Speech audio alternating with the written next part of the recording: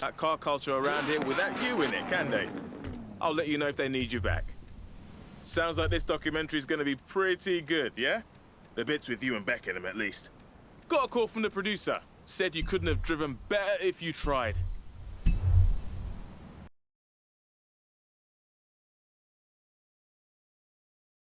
You can twist. Play on into the later challenges. See how far your luck and skill will take you. Enough rules. From Aston Martin to McLaren and Bentley, Great Britain is home to over a century of automotive excellence. I'm Rebecca Dawson. Welcome to British Racing Green, a documentary celebrating that history. The Aston Martin DB5 Vantage was the quintessential Grand Tourer of the 1960s, combining British engineering and Italian design.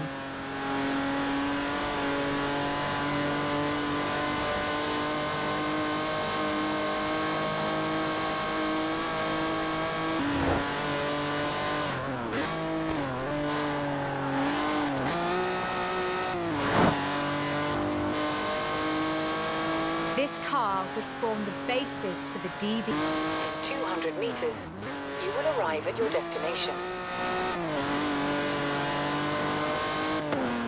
The silver DB5 would be immortalized in the best GT chassis in the world. And listen to it.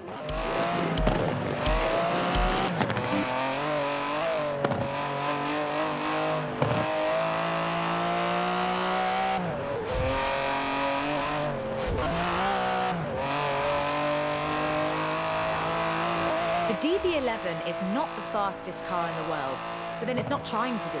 It's sophisticated, effortless luxury. It's an Aston Martin.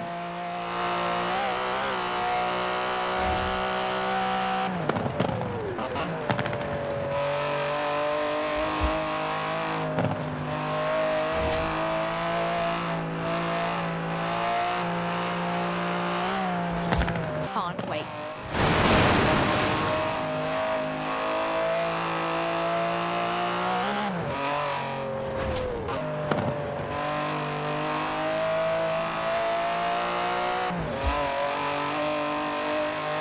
Beautiful as they are,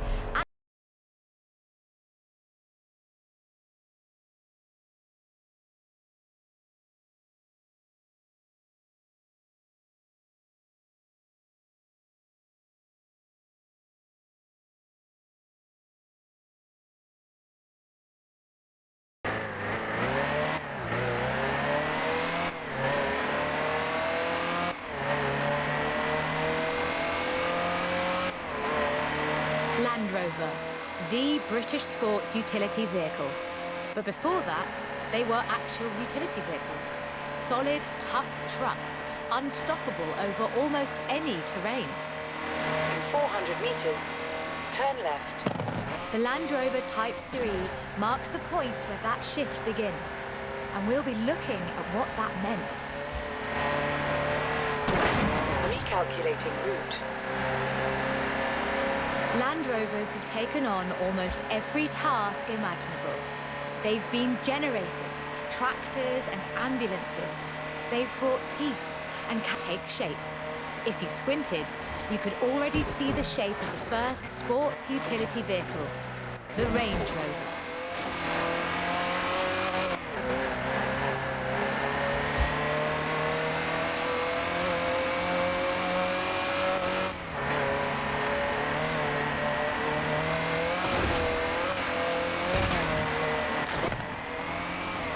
In 100 meters, you will arrive at your destination. Along with the Range Rover, others would follow.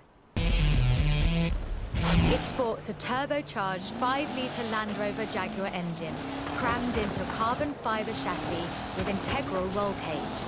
It even has the grille, headlights and rear lights from a Range Rover.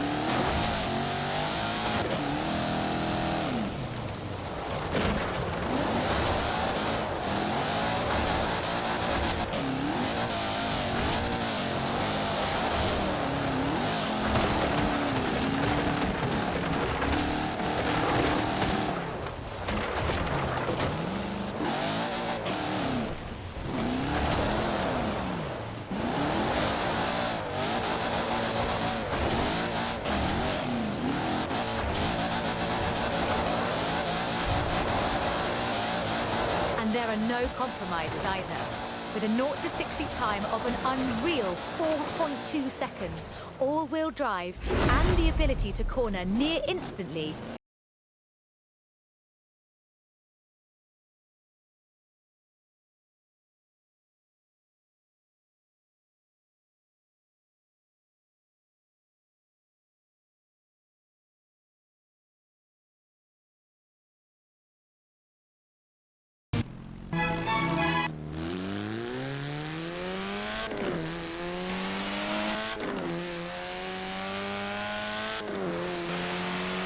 Lotus Engineering Limited began as many stories in British engineering do, in an old barn. The first Lotus cars were offered as kits. You built them yourself. From 1962, they began to actually build the cars themselves. The Elan Sprint showed exactly what they intended to do.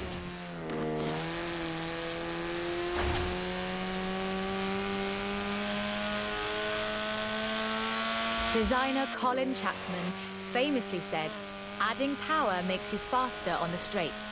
Subtracting weight makes you faster everywhere." He knew what he was talking about. Widely hailed as one of the greatest sports cars of the 1960s, the Elan would be closely studied and emulated, inspiring such masterpieces as the Mazda MX-5. The Elan has all the energy, style, and enthusiasm you would expect. Bold, quick, and fun. So much so that they put it in the name. The pedal, the Exige responds with instant, relentless acceleration, as you'd expect. With a 0 to 60 time of 3.8 seconds and a top speed of 170 before upgrades and tuning, the Exige is uncompromising.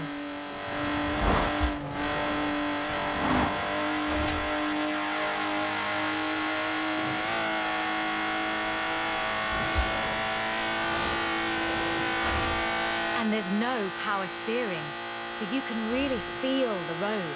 A genuinely thrilling drive, and one that isn't afraid to demand you take it seriously. In 200 meters, turn left. Turn left.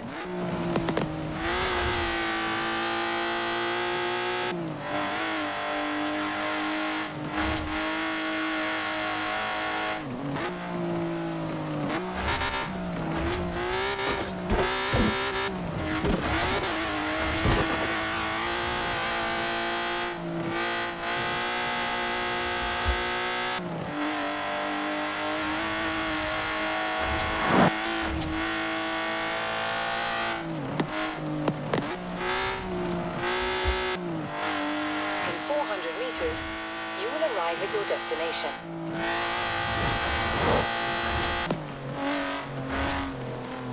And with rumoured launches of 2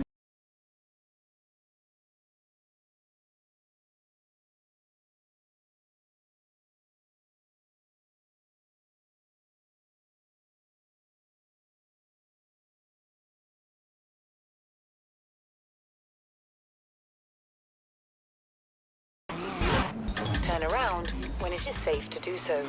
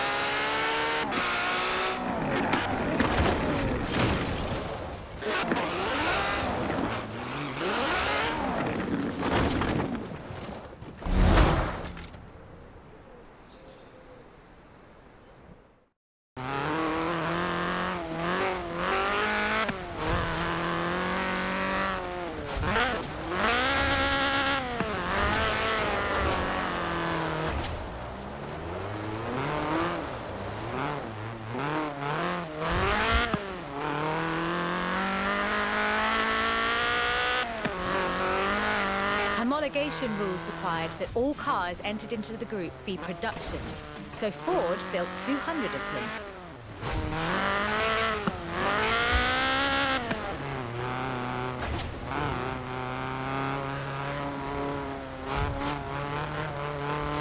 The RS 1800 raced to victory after victory across the rallying world, on almost every continent and across every terrain type imaginable.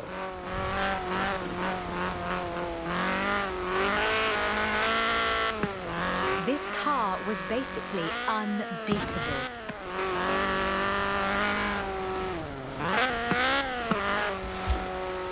The RS 1800 brought home 17 World Rally Championship victories for Ford. With a 1.8 turbocharged Ford Cosworth BDT engine and all-wheel drive, the RS 200 had perhaps the best suspension platform of any car of its era.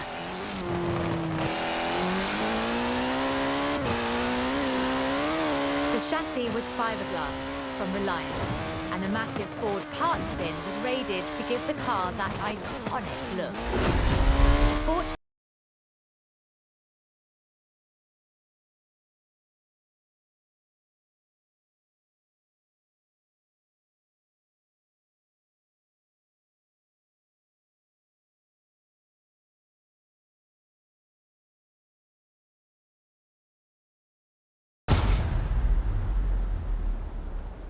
the Peel P50 has the dubious honour of being the smallest production car in the world.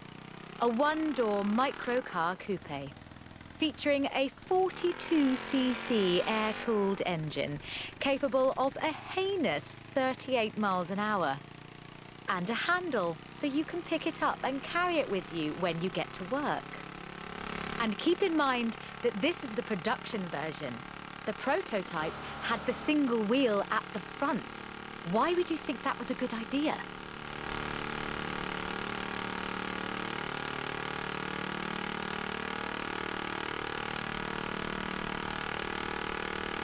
In 2010, though, production restarted at Sutton in Ashton.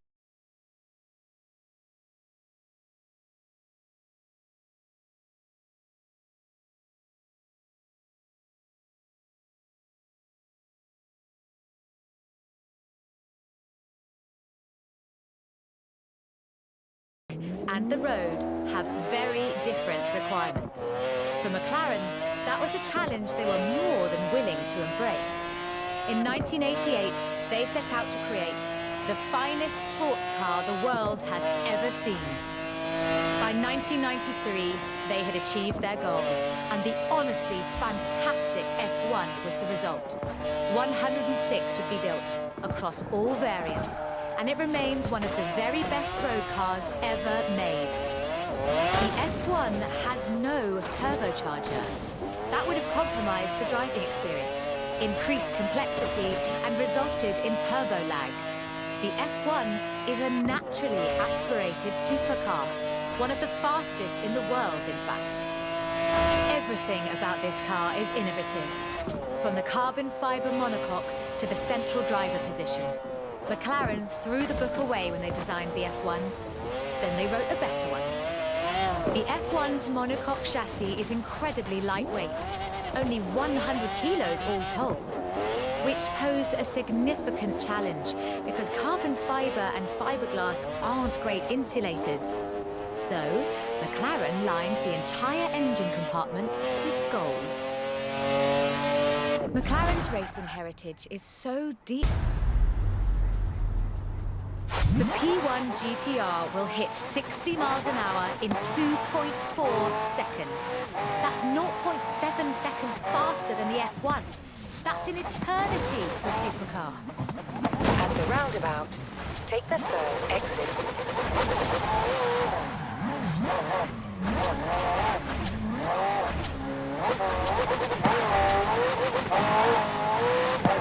Turn around when it is safe to do so.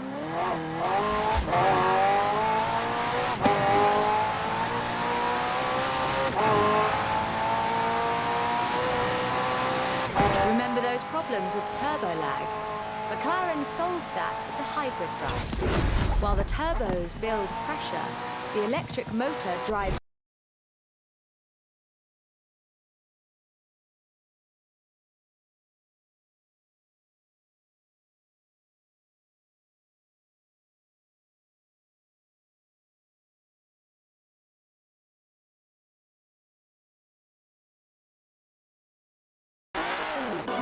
Lotus never quite let go of the upgrade game.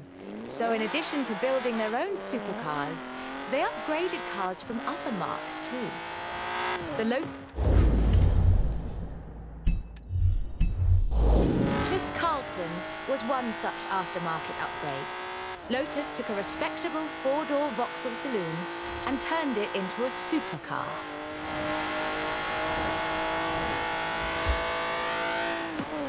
From the outside, there are a few signs that this is something special.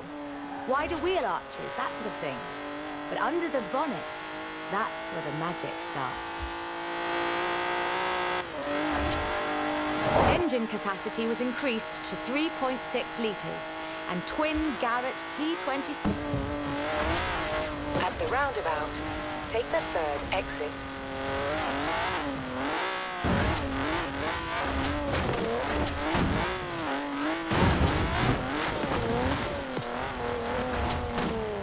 In 400 meters, you will arrive at your destination.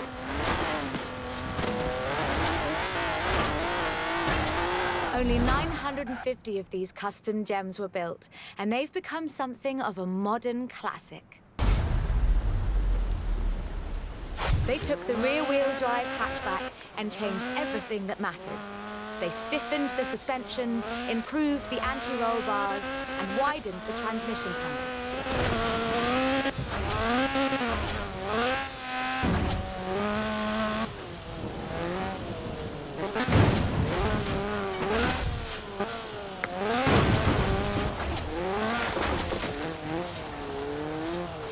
The Lotus Sunbeam was revealed to the public in 1979 in Geneva to widespread praise in the motoring media.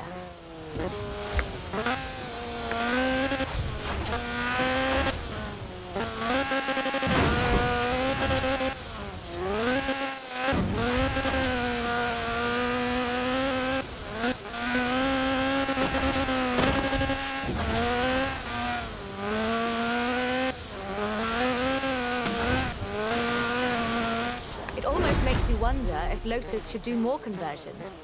That's a silly question.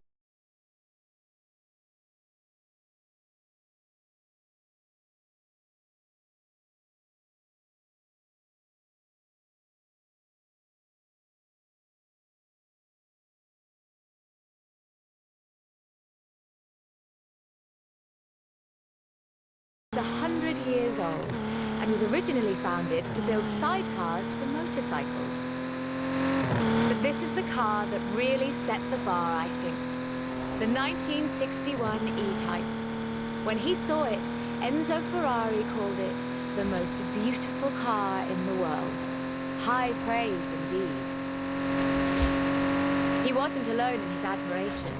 Accolades have followed this car ever since. It's been in movies, comics, games, and TV shows. Unlike some later cars in the marque, it wasn't just looks though. The E-Type was light and fast. It would do 153 miles an hour and stopped on innovative four-wheel brakes that were better than anything Ferrari or Porsche or even Mercedes-Benz had.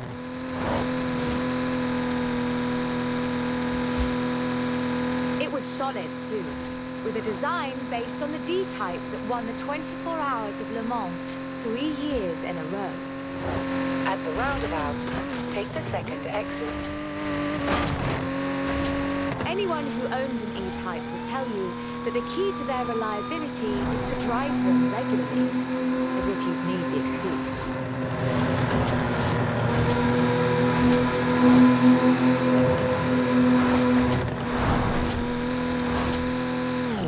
About 2,500 were built. The car's heritage is proudly displayed in the gorgeous D-Type curves and the distinctive aero hunch behind the driving position. But like the E-Type, it's not just a pretty face.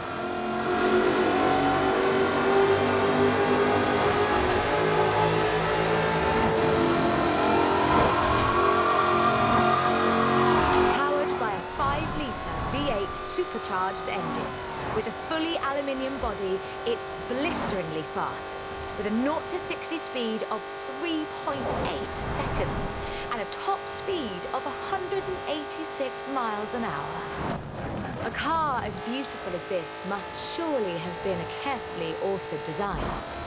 Actually, it started as a sketch by designer César Pierre, thrown together one Friday in his free time.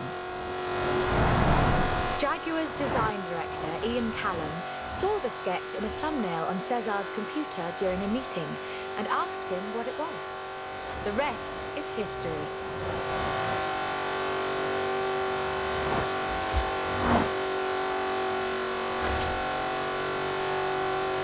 250 Project 7s were built, as both a successor to the E-Type and as a celebration of Jaguar's victories at Le Mans.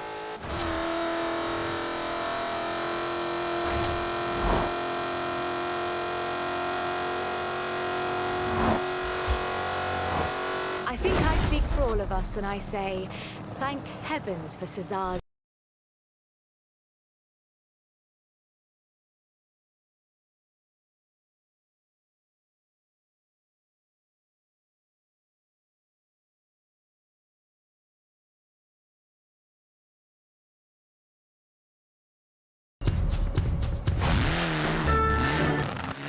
One car built in Great Britain that is, quite fairly, considered one of the most influential cars of the century.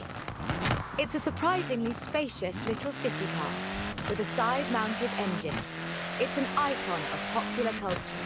It's been built on every continent where there's a car factory. It's the Mini. The Mini Cooper S was built to be a performance machine with deeper engines, twin carburetors and front disc brakes. This scrappy little machine would go on to achieve more than 30 racing victories in the 1960s and 1970s.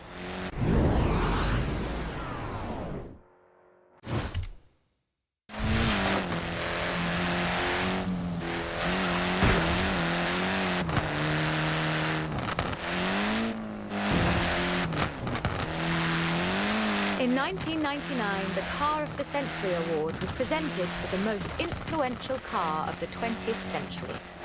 The Mini came second. It was beaten by the Model T Ford. That's fair, I suppose.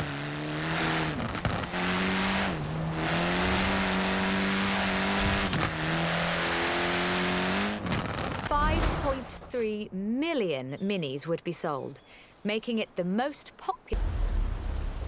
The deserts and rough terrain of the Dakar, for starters. A wit once said that the only thing mini in this monster was the pedal. That's rather missing the point, I think.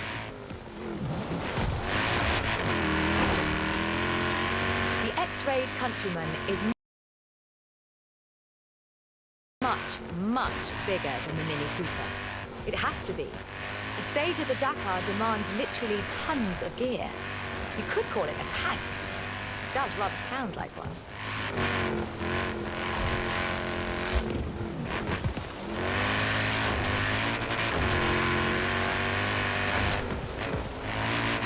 When Mini's X-Raid division set out to build this thing, they had one goal in mind: winning the Dakar. And they did, every year, from 2012 to 2015.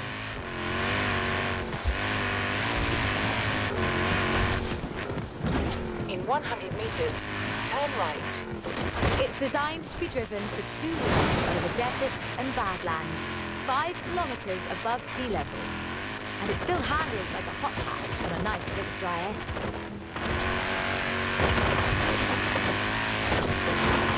Owners come and go.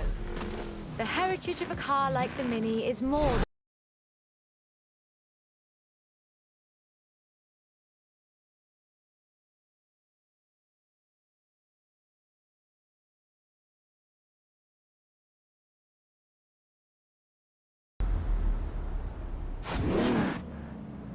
Bentley, a company founded in 1919 in Cricklewood, North London, and purchased by Rolls-Royce in the 30s.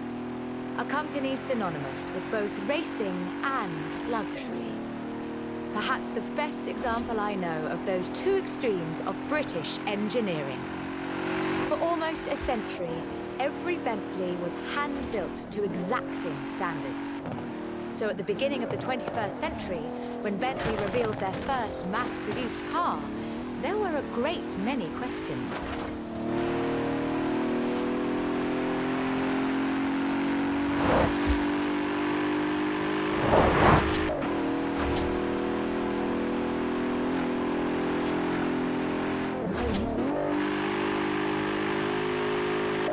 And the Bentley Continental embraces that.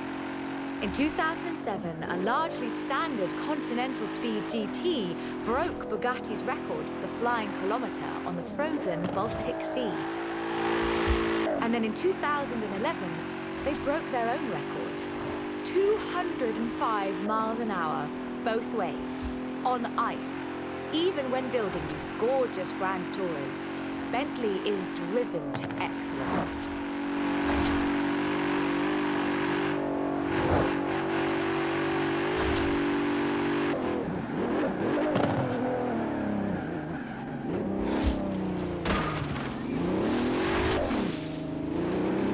Today, Bentley means modern, peerless luxury and elegance. But that's far from the full story.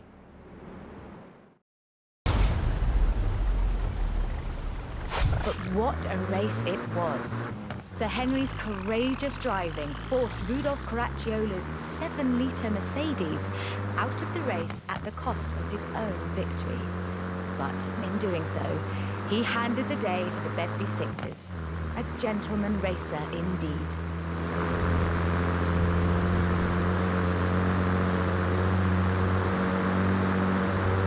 Sir Henry knew he didn't have anything to prove.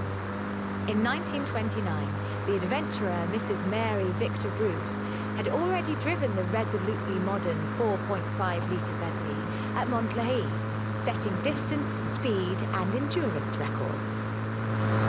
The Bentley's performance so annoyed Ettore Bugatti that he called it the world's fastest lorry.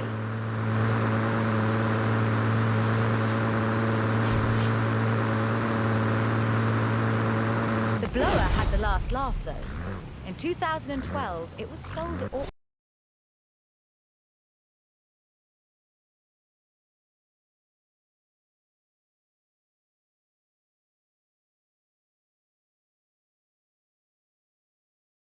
That car culture around here without you in it, can they? I'll let you know if they need you back. Sounds like this documentary's gonna be pretty good, yeah? The bits with you and Beck in them, at least. Got a call from the producer. Said you couldn't have driven better if you tried.